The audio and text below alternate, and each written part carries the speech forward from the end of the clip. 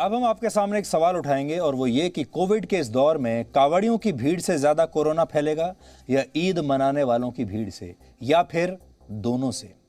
आप में से ज्यादातर लोग कहेंगे दोनों से ही फैलेगा, क्योंकि भीड़ तो भीड़ होती है, चाहे वो कुंभ मनाने के लिए आए या ईद मनाने के लिए। क्या कुंभ की भीड़ और ईद की भीड़ को आप अलग अलग चश्मे से देखेंगे?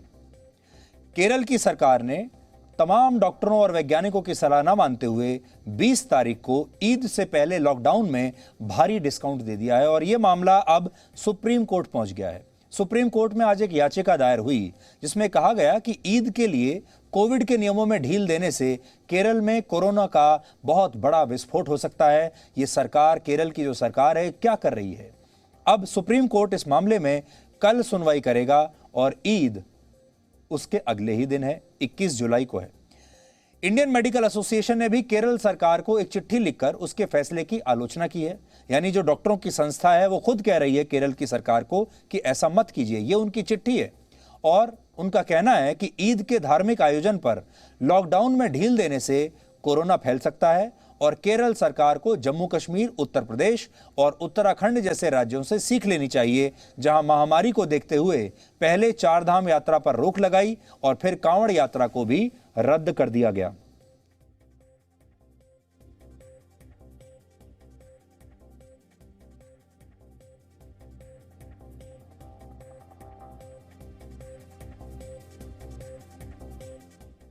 आपको याद होगा 14 जुलाई को सुप्रीम कोर्ट ने कांवड़ यात्रा पर स्वतः ही संज्ञान ले लिया था, खुद से संज्ञान ले लिया था और यूपी की सरकार से इस यात्रा को रोकने के लिए कहा था। कल उत्तर प्रदेश की सरकार ने सुप्रीम कोर्ट की इस बात को मान भी लिया और कांवड़ यात्रा को रोक दिया और हमें लगता है कि बिल्कुल सही कदम हुआ। सुप्रीम कोर्ट ने भी सही काम किया और यूपी की सरकार ने भी बिल्कुल सही काम किया। कांवड़ यात्रा नहीं होनी चाहिए थी। इस कोरोना काल में ऐसे किसी भी कार्यक्रम को अनुमति नहीं दी जा सकती जिससे संक्रमण फैलने का खतरा हो। लेकिन अब सवाल यह है कि जब कांवड़ यात्रा रुक सकती है तो क्या ईद के त्योहार में भी कुछ मामूली से बदलाव तो कर ही सकते हैं। लेकिन ईद के मामले में सुप्रीम कोर्ट ने भी स्वतः संज्ञान नहीं लिया। कांवड़ के मामले में तो ले लिया, लेकिन ईद के मामले में अभी स्वतः संज्ञान नहीं लिया गया है। सुनवाई कल होगी और उससे अगले ही दिन ईद है और अगर कल सुनवाई होने के बाद सुप्रीम कोर्ट कुछ आदेश भी देती है तो वो केरल सरकार इतनी जल्दी अमल भी कर पाएगी उस पर या नहीं, इस पर भी हमारा बहुत बड़ा शक है। आज एक विचार आपके लिए लाए हैं और वो ये कि क्या दिवाली और होली के त्योहार की तरह ईद का त्योहार भी अब इको फ्रेंडली तरीके से भारत में सेलिब्रेट नहीं हो सकता? क्या ग्रीन दिवाली की तरह ग्रीन ईद नहीं मनाई जा सकती? हमारे देश में छोटे बड़े मिलाकर सभी धर्मों के 1000 से ज़्यादा त्यौहार हर साल मनाए जाते हैं और इनमें से कुछ त्योहारों पर एक्सपर्ट कमेंट्री भी हर साल होती है।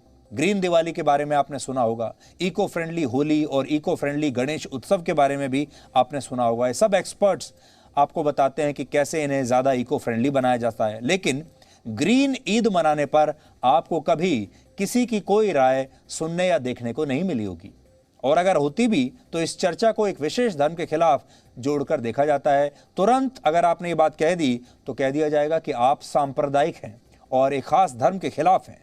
हो सकता है आज हमारे इस विशेषण को भी कुछ लोग एक धर्म के चश्मे से देखें और हम पर भी आरोप लगा दें कि हम सांप्रदायिक हैं। हम सांप्रदायिक नहीं हैं, बल्कि हम सबसे बड़े धर्म निरपेक्ष चैनल हैं, क्योंकि हम सबके लिए एक ही बात कर रहे हैं। हम कह रहे हैं जैसे दिवाली मनाई जानी चाहिए वैसे ही ईद मनाई जानी चाहिए। यही तो धर्म निरपेक्षता है। लेकिन ऐसे लोगों से आज आपको सावधान होना होगा, क्योंकि ये वही लोग हैं जो कहते हैं कि दिवाली से वायु प्रदूषण होता है, होली के त्योहार से पानी की बर्बादी होती है, गणेश उत्सव से समुद्र और नदियों को नुकसान पहुंचता है। और ये बात सही भी है, पहुंचता है, इसीलिए तो इनमें बदलाव किए गए।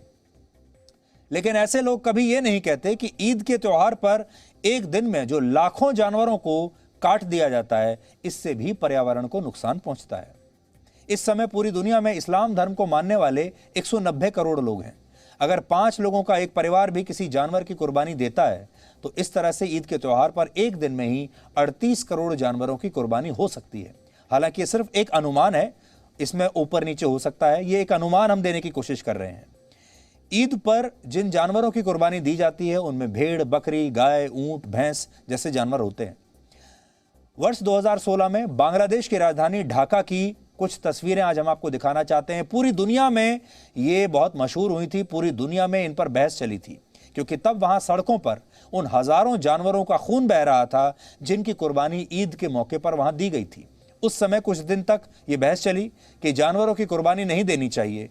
फिर ये बहस कहीं पहुंची नहीं और फिर इसे इस्लाम विरोधी बताकर खारिज कर दिया गया। ये जो पानी आप देख रहे हैं ढाका की सड़कों पर, ये तब ये कहा गया था कि ये पानी, लाल पानी जो आप देख रहे हैं, ये असल में खून है, पानी में खून मिला हुआ है और उन जानवरों का खून है जिनकी कुर्बानी दी गई है ईद के मौके पर।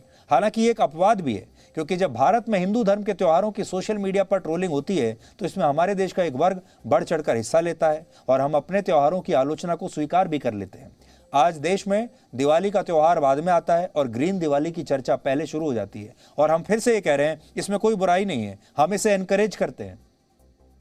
लेकिन इस बहस को हिंदू विरोधी बताकर कभी भी हमने खारिज नहीं किया कि यह बहस हिंदू विरोधी है। आज भारत में ग्रीन पटाखों का कारोबार बड़ा होता जा रहा है और लोग त्योहार मनाने की अपनी परंपराओं में लगातार बदलाव ला रहे हैं। 2019 में भारत में धुआं फैलाने वाले पटाखों की बिक्री 20 से 30% तक गिर गई थी। इसके अलावा कर्नाटक, आंध्र प्रदेश, दिल्ली, उत्तराखंड और उत्तर प्रदेश में अब ग्रीन पटाखे ही फोड़े जा सकते हैं। वहां पर सरकारों ने नियम बना दिए हैं। ये बदलाव सिर्फ दिवाली के त्योहार में नहीं आया, ऐसा ही परिवर्तन होली के साथ भी हुआ है। आज देश में सूखी होली खेली जाती है, ऑर्गेनिक रंगों के इस्तेमाल पर जोर देते हैं ताकि होली के मौकों पर जो पानी की बर्बादी होती है उसे रोकें और हम सृष्टि के प्रति अपना आभार व्यक्त कर सकें। दिवाली और होली की तरह गणेश उत्सव को भी इको फ्रेंडली बना दिया गया है, ये भी अच्छी बात है। पिछले कुछ वर्षों में शुद्ध मिट्टी से बनी प्रतिमाओं की मांग बढ़ गई है और अब तो सब्जी, फूल और फूलों के बीज से तैयार हुई गणेश प्रतिमाएं भी काफी खरीदी जाती हैं। लेकिन ये तमाम बदलाव हिंदू धर्म से जुड़े त्योहारों में ही ज्यादा देखने को मिल रहे हैं। लेकिन कभी भी कोई ग्रीन ईद की बात नहीं कर रहा, जबकि ग्रीन ईद का विचार कई रूप में इस त्योहार को सार्थक बना सकता है। धर्म के नाम पर लाखों करोड़ों जानवरों की कुर्बानी देना सिर्फ मानवता के खिलाफ नहीं है, बल्कि इससे पर्यावरण को भी नुकसान पहुंचता है। अमेरिका की नेशनल एकेडमी ऑफ साइंसेज की एक स्टडी कहती है, अगर शाकाहार को भोजन में ज्यादा जगह दी जाए, यानी अगर आप वेजिटेरियन बन जाएं, तो दुनिया में हर साल होने वाली 50 लाख मौतों को टाला जा सकता है। खाने में मांसाहार की मात्रा कम करने से दुनिया में हर साल 66,73,73,000 करोड़ रुपए बच सकते हैं, जबकि ग्रीन हाउस गैसेस के उत्सर्जन में कमी आने से 33 लाख करोड़ रुपए की बचत हर साल हो सकती है। जानवरों की बलि देने की मान्यता सिर्फ इस्लाम धर्म में नहीं, हिंदू धर्म में भी धार्मिक अनुष्ठानों में जानवरों की बलि दी जाती है। और हमें लगता है कि परिवर्तन सिर्फ एक धर्म की परंपरा में नहीं आना चाहिए, बल्कि सभी धर्मों को इसे अपनाना चाहिए। 2 दिन पहले जब जम्मू कश्मीर में इस तरह की अफवाह उड़ी कि इस बार ईद पर जानवरों की कुर्बानी पर वहां पर प्रतिबंध लगने वाला है, तो कुछ इस्लामिक संस्थाएं नाराज हो गईं। इसके बाद जम्मू कश्मीर प्रशासन को बार बार यह स्पष्ट करना पड़ा कि बकरीद के मौके पर ऐसा कोई बैन वहां पर नहीं लगाया गया है। लोग बकरा खरीद सकते हैं और कुर्बानी दे सकते हैं। दुनिया भर में ऐसी कई संस्थाएं हैं और लोग हैं जो जानवरों के अधिकारों की बात करती हैं। ये बड़ा फैशनेबल है। दुनिया भर में बहुत सारी एनजीओज हैं जिन्होंने कितना पैसा कमा लिया। लोग हैं जिन्होंने ट्विटर पर लिख लिख कर, सोशल मीडिया में बातें कर करके अपनी छवि चमका ली, और वो मानव अधिकारों की तो बात करते ही हैं, जानवरों के अधिकारों की भी बात करते हैं। एनिमल राइट्स एक्टिविस्ट अपने आप को बताते हैं। लेकिन जिन जानवरों को कुर्बानी के लिए मार दिया जाता है, क्या उनके एनिमल राइट्स नहीं होते? आज हम बड़ा सवाल ये कह रहे हैं। अब जो कुर्बानी जिन जानवरों की दी जाएगी, क्या उनके अपने एनिमल राइट्स नहीं हैं, उनके अधिकार नहीं हैं? क्या उन्हें बाकी जानवरों से कम दर्द होता है? किसी जानवर को मार डालना उसकी इच्छा के विरुद्ध, क्या इससे कभी भी किसी को कुछ भी प्राप्त होगा? इसलिए यहां आज आपको यह जानना चाहिए कि इस्लाम धर्म में कुर्बानी के लिए असल में कहा क्या गया था और कुर्बानी बन क्या गई। कुरान में बताया गया कि एक बार अल्लाह ने हजरत इब्राहिम साहब की परीक्षा लेनी चाहिए। उन्होंने हजरत इब्राहिम साहब को हुक्म दिया कि वो अपनी सबसे प्यारी चीज को उन्हें कुर्बान कर दें।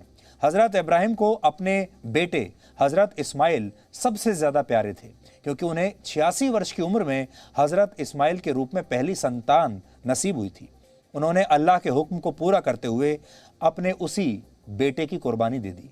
लेकिन जब उन्होंने अपनी आंखें खोली तो देखा कि उनका बेटा उनके पास जीवित खड़ा था, क्योंकि ये तो एक परीक्षा थी और इस परीक्षा में हजरत इब्राहिम साहब पास हो गए।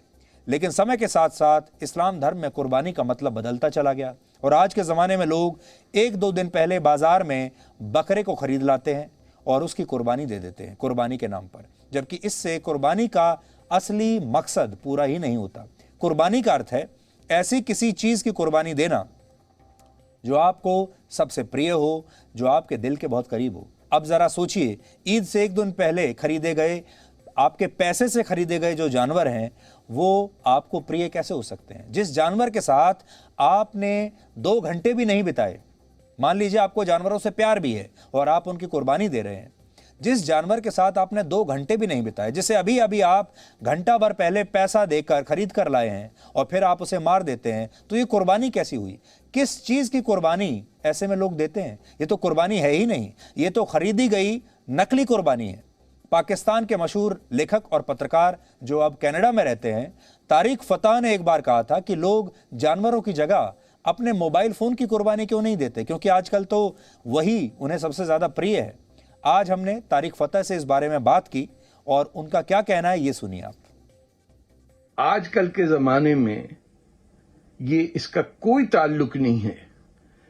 किसी सोचने वाले की ज़रूरत नहीं है कि ऊपर वाले को, अल्लाह ताला को या भगवान को ज़रूरत हो आपकी सेक्रीफाइस की, कि आप कुछ अपना पेश करें जो आपको तकलीफ दे हो। आपका बेटा जैसा है तो ये नहीं बाजार से जाके दुम्बा लेके आ जाएं या गाय काट दें या उसका खून बहाया जाए। अगर आपको इतनी बड़ी सेक्रीफाइस देनी है तो अपनी को कीमती चीज कर दीजिए। जो हीरा आपके पास है उसको पत्थर मार के तोड़ दीजिए। आईफोन है उसे स्मैश कर दीजिए। रोलेक्स की घड़ियां पहने घूम रहे हैं, इतना भारी जेवर पहन रहे हैं, उसको फेंक दिए बाजार में। वो हुई सेक्रीफाइस। ये नहीं कि गर्दन काट दी एक गाय की कि अल्लाह ताला की मर्जी है। ये कैसा अल्लाह ताला है जो अपनी ही जमीन पे जानवरों को इस तरह तड़पते हुए देख के खुश होगा? मैं नहीं समझता कि इस दौर में कोई जरूरत है। तारिक फतह साहब को उनके इन्हीं क्रांतिकारी विचारों के लिए इस समय जितने भी कट्टरपंथी जो इस्लामिक संस्थाएं हैं वो इनके पीछे पड़ी हुई हैं और लगातार इनकी जान जो है वो ख़तरे में बनी रहती है। जब भारत में ये आते हैं कभी कभी तो इन्हें अलग से सुरक्षा देनी पड़ती है। इस समय ये जो बातें ये करते हैं इन्हें कोई भी सुनने के लिए तैयार नहीं है, कोई भी इन्हें बर्दाश्त करने के लिए तैयार नहीं है। और इस समय दुनिया में एक भी देश ऐसा नहीं जिसने ग्रीन ईद के विचारों को अपनाया हो। लेकिन यूरोप के कुछ देशों में एक ऐसा कानून बना दिया गया है कि वहां जानवरों को बेहोश करके ही अब उनकी कुर्बानी दी जा सकती है, क्योंकि बेहोश करने के बाद इन जानवरों की जो पीड़ा है, जो इनका दर्द है, कम से कम वो तो कम हो जाता है। इसलिए कुछ यूरोपीय देश अब कह रहे हैं कि कुर्बानी देनी है दे दीजिए, उसे रोका तो नहीं जा सकता आप, लेकिन इनका जो दर्द है इन मासूम जानवरों का, कम से कम बेहोश करके उसे आप कम कर दीजिए। लेकिन इस्लाम धर्म के प्रचारक मानते हैं कि इस कानून से कुर्बानी का मकसद पूरा नहीं होता। अगर बेहोश करके कुर्बानी दी जा रही है तो कुर्बानी नहीं मानी जाएगी। एक विडंबना यह भी है कि सुप्रीम कोर्ट वैसे तो दिवाली पर प्रदूषण फैलाने वाले पटाखों पर बैन लगा देता है, लेकिन इको फ्रेंडली ईद को लेकर कभी भी खुद से स्वतः संज्ञान नहीं लेता, जैसे स्वतः संज्ञान लेता है कावड़ की यात्रा को लेकर या कुंभ को लेकर। अब सवाल है कि हमारे देश में सभी धर्मों के रीति रिवाजों और परंपराओं को एक ही चश्मे से, एक ही कानून से क्यों नहीं देखा जाता। इसीलिए हम आपको कह रहे हैं, आज हम भी बहुत बड़ा रिस्क ही ये ले रहे हैं कि आज ये बात खुलकर आपको बता रहे हैं और हम पर भी कई तरह के आरोप लगाए जाएंगे कि ये एक सांप्रदायिक एजेंडा है। लेकिन असली धर्मनिरपेक्षता वही होगी जिस दिन हमारे देश का कानून और हम सब हर धर्म के त्यौहार को एक ही चश्मे से और एक ही मापदंडों के हिसाब से देखना शुरू करेंगे, मनाना शुरू करेंगे।